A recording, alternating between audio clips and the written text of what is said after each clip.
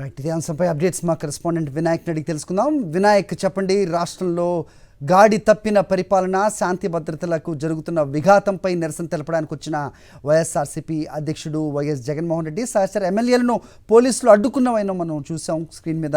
ఏంటి మీ దగ్గర ఇన్ఫర్మేషన్?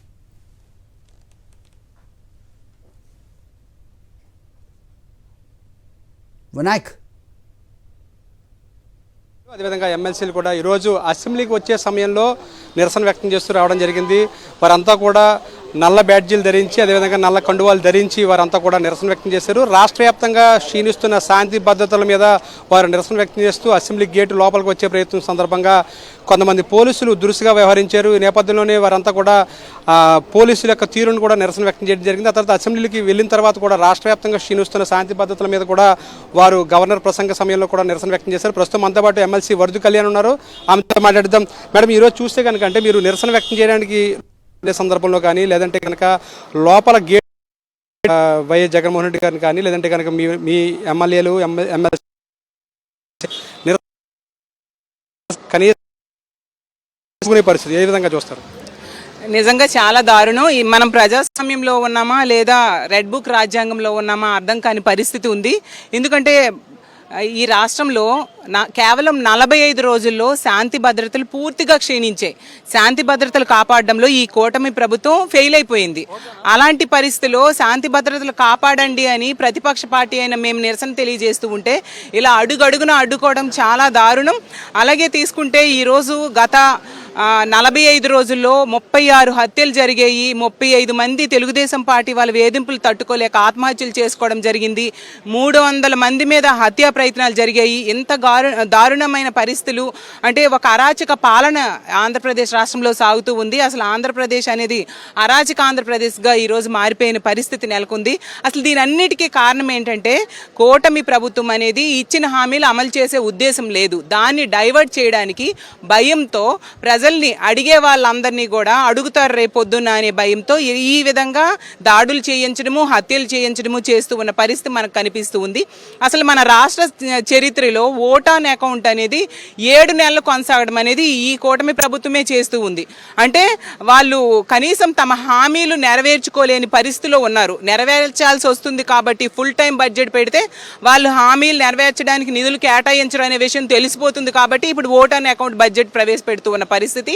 దీన్ని బట్టే అర్థమవుతుంది వాళ్ళు ఎంతగా భయపడుతూ ఉన్నారు అనేసి. అలాగే ప్రశ్నించే పార్టీ వైఎస్ఆర్ కాంగ్రెస్ పార్టీ.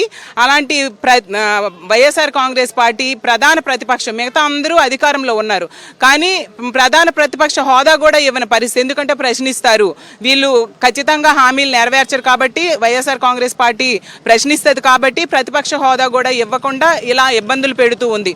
అంటే ఎన్నాళ్ళు ఈ ప్రతిపక్ష గొంతు నొక్కుతారో అర్థం కావట్లేదు. ప్రజలు గొంతుకై నిలుస్తూ ఉన్న వైఎస్ఆర్ కాంగ్రెస్ పార్టీని ఎన్నాళ్ళు వీళ్ళు గొంతుక నొక్కుతారో అర్థం కాని పరిస్థితి. కానీ ప్రజలన్నీ గమనిస్తూ ఉన్నారు. అసలు ఈరోజు ఆడపిల్లల తల్లిదండ్రులు అయితే తమ పిల్లల్ని బయటికి పంపాలంటే వణికిపోయే పరిస్థితిలో ఉంది ఈ రాష్ట్రంలో ఉన్న లా అండ్ ఆర్డర్. అంత ఘోరంగా అత్యాచారాలు జరుగుతూ ఉన్నాయి.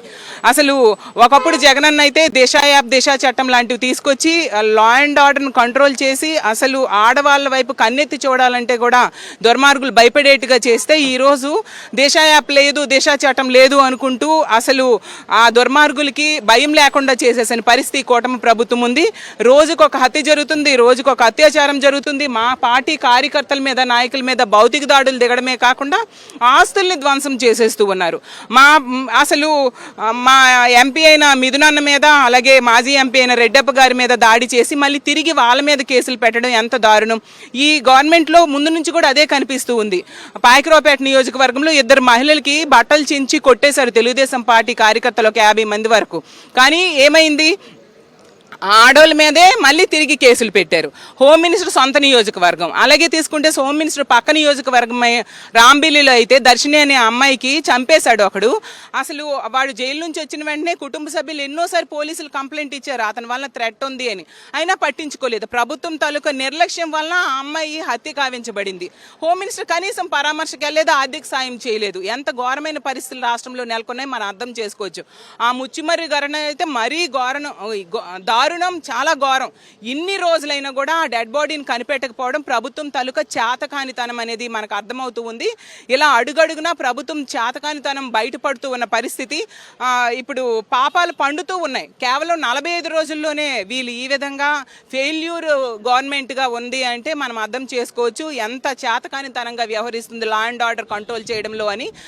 అనిత గారు తీసుకుంటే దీన్ని కవర్ చేసుకోవడానికి, ఈ చేతకానితనాన్ని కవర్ చేసుకోవడానికి ఇష్టం వచ్చినట్టుగా జగనన్నని కామెంట్ చేస్తూ మాట్లాడుతూ ఉన్నారు. ఒక మహిళా హోంమంత్రి అయ్యుండి కూడా సభ్యత మరిచి ప్రతిపక్ష నాయకుడిని నువ్వు అని సంబోధిస్తూ అలా మాట్లాడడం ఆవిడ ఫ్రస్ట్రేషన్కి అర్థం చేసుకోవచ్చు. ఎందుకంటే ఆవిడ లా అండ్ ఆర్డర్ కంట్రోల్ చేయడంలో ఫెయిల్ అయింది కాబట్టి దాన్ని ఎవరైనా ప్రశ్నిస్తారు అని చెప్పి ఆ ఫ్రస్ట్రేషన్ ఈ విధంగా జగనన్న మీద వ్యక్తిగత దోషణలు చేస్తూ అసలు చులకనగా మాట్లాడుతూ తీర్చుకుంటూ ఉన్నారు. ఖచ్చితంగా ప్రజలు దీన్ని గమనిస్తూ ఉన్నారు. అందువల్లే మా వైఎస్ఆర్ కాంగ్రెస్ పార్టీ రాష్ట్రపతి పాలన డిమాండ్ చేస్తూ ఉంది. రాష్ట్రపతి పాలన వస్తేనా ఈ రాష్ట్రంలో శాంతి భద్రతలు నెలకొంటాయి. జగనన్న ఉన్నప్పుడు లా అండ్ ఆర్డర్ ఎంత చక్కగా కంట్రోల్ చేశారు. ఇలాంటి హత్యలు ఎప్పుడైనా చూసాం ఆంధ్రప్రదేశ్ రాష్ట్రంలో. ఇవన్నీ కంట్రోల్ అవ్వాలంటే రాష్ట్రపతి పాలన కావాలి. అదేవిధంగా ఢిల్లీ కూడా వెళ్ళి బుధవారం మేము అక్కడ ధర్నా చేసి అలాగే రాష్ట్రపతి గారికి, ప్రధానమంత్రి గారికి, మిగతా పెద్దలందరినీ కలిసి ఇక్కడ విషయాలన్నీ వివరించడం జరుగుతూ ఉంది. అలాగే ఆంధ్రప్రదేశ్ రాష్ట్రంలో జరుగుతున్న అరాచకాల మీద ఫోటో ఎగ్జిబిషన్ కూడా పెట్టబోతున్నామని తెలియజేస్తూ ఉన్నాను.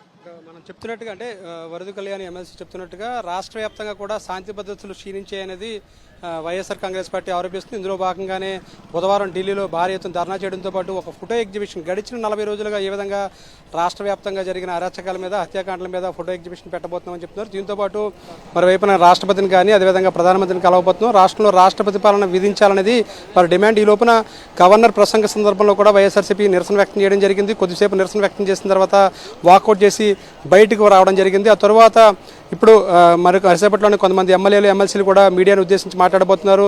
రాష్ట్ర వ్యాప్తంగా జరుగుతున్న అరాచకాల మీద, అదేవిధంగా క్షీణిస్తున్న శాంతి భద్రతల మీద రాష్ట్రపతి పాలన విధించడంతో పాటు మరోవైపున దీనన్నింటి మీద కూడా కేంద్ర దర్యాప్తు సంస్థల ద్వారా దర్యాప్తు చేయించాలని కూడా వైఎస్ఆర్సీపీ డిమాండ్ చేస్తుంది. ఆల్రైట్ వినాయక్.